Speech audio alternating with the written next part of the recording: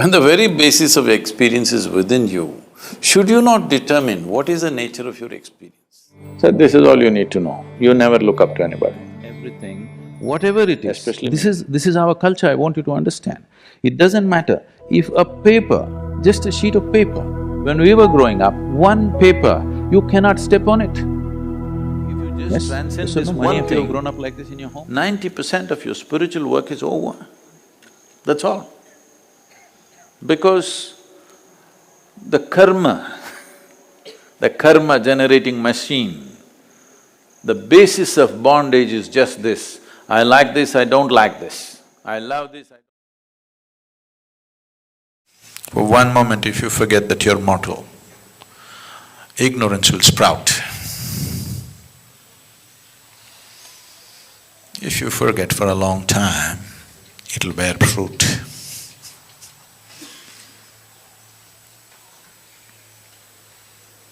If you start thinking that you're immortal, you will wear the crown of ignorance.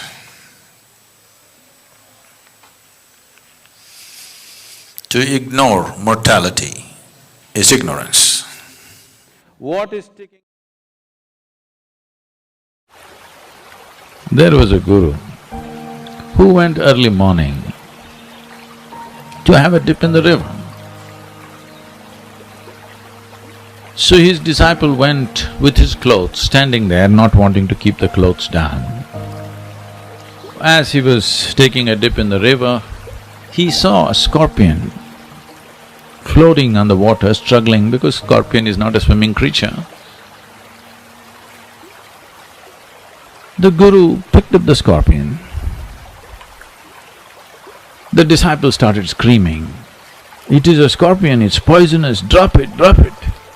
The guru carried it towards the bank. He said, "It's going to sting you." Well, it stung him. The disciple started screaming, "I told you it will sting you, and you're still carrying it. Drop the damn thing." The guru just carried it. It stung him again. The disciple started jumping around with agitation. And by the time he brought it to the bank, 3 times it stung him. Then he let it go on the bank. The disciple continued screaming, "I told you 3 times he bit, do you know it's poisonous?" all this stuff. Guru said, "Wait. The scorpion is doing what it knows best. I'm doing what I know best. Just shut up and do what you know best."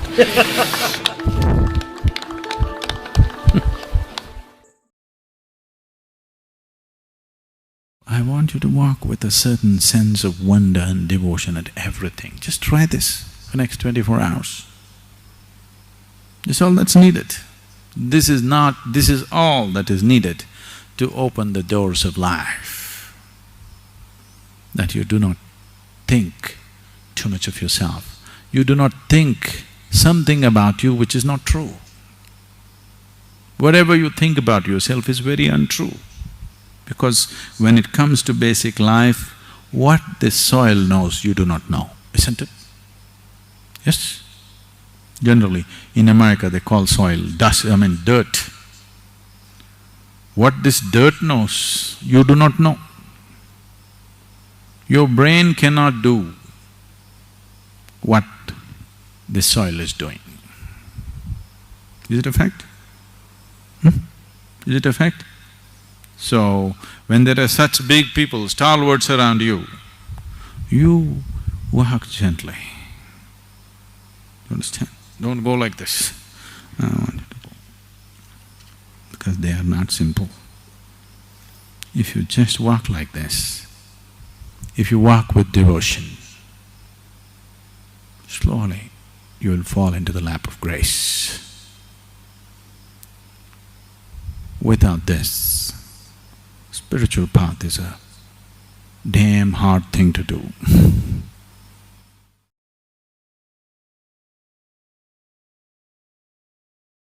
So this is all you need to know. You never look up to anybody, especially me. Because the value of who I am is only if you see me the way I am.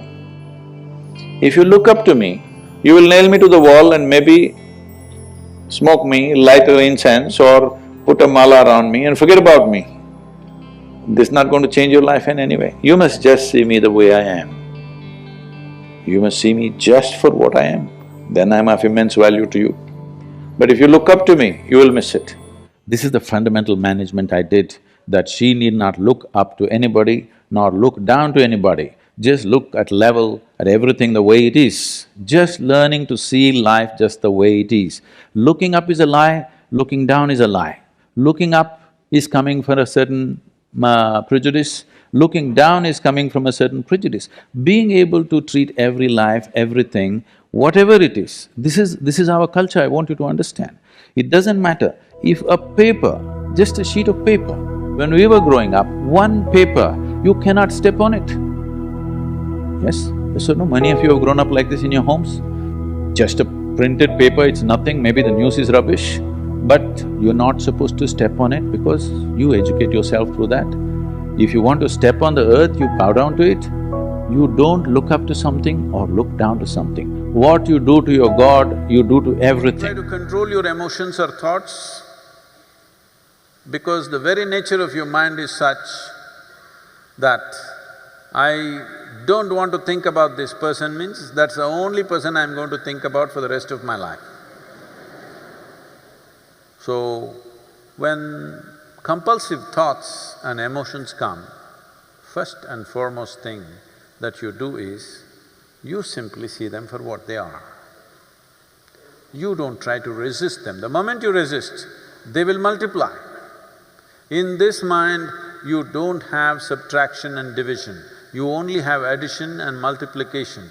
So, what you need to do, one thing is, just understand that thought and emotion are just a recycle of the data that is already there, something that you remember. It is just that memory is little smelly, it just keeps coming. You just have to see it like that, little distance from that. It is like you were jammed in a traffic jam, you were going to the airport, you got stuck in a traffic jam, how much anxiety and struggle you had, then somehow you got there and then you got into the airplane and you took off. From up there when you look down, how nice the traffic jam looks, you know?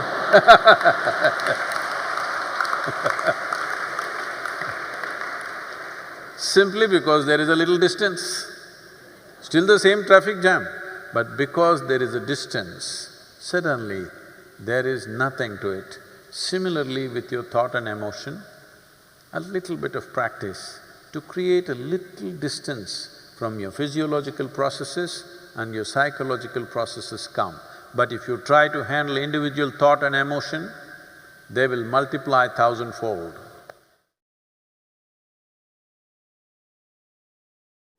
What happens within a human being is entirely caused by him or her within themselves. Your joy and misery happens within you, pain and pleasure happens within you. The very basis of your experience is within you. When the very basis of experience is within you, should you not determine what is the nature of your experience? If you did determine what is the nature of your experience, would you make it pleasant or unpleasant for yourself? Definitely pleasant. If there is a choice right now within you either to be blissful or stressful or miserable, what's your choice? Definitely to be blissful. Difference Between doing what I like and doing what is needed.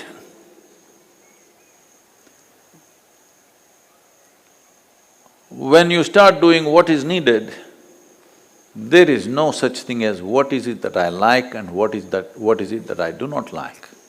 If you just transcend this one thing, that I like something, I dislike something, if you just transcend this one thing, 90% of your spiritual work is over, that's all. Because the karma generating machine, the basis of bondage is just this, I like this, I don't like this, I love this, I hate this.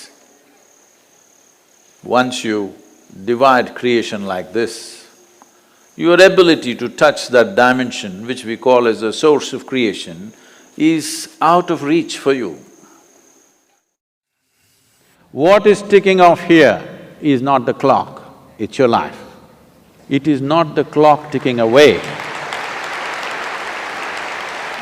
It is your life ticking away. And it is 12 o'clock, you're still alive.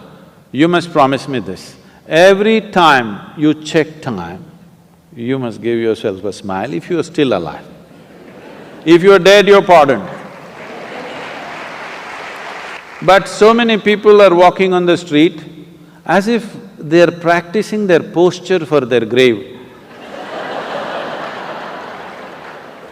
Don't worry, it'll come naturally, please.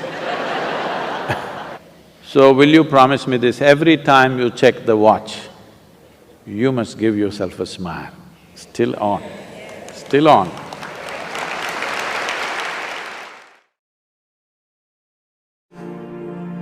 It doesn't matter whom I speak to. When I speak to somebody, if that happens to be the last time I speak to them, I should not regret. If you just speak like this to people, you will definitely say something else. And how do you know this will not be the last thing? Whoever is sitting next to you, how do you know that today is the last day that you're meeting them? It could be possible, isn't it? Yes? And this one vow that she took for herself just transformed her whole life and became such a beautiful human being because she decided whoever she talks to, she will talk to them as if in case this happens to be the last time, she will not regret it. Even such a horrific thing happens to her, she makes a blessing out of it. If you have a working intelligence, whatever happens in your life, you can turn that into a great possibility for you. Or whatever happens, you can make misery out of it. Isn't it so? Whatever the situation, it doesn't matter what's the situation, whatever the situation, you can turn it into a great possibility if only you are willing to look at it with openness. Everything can be turned.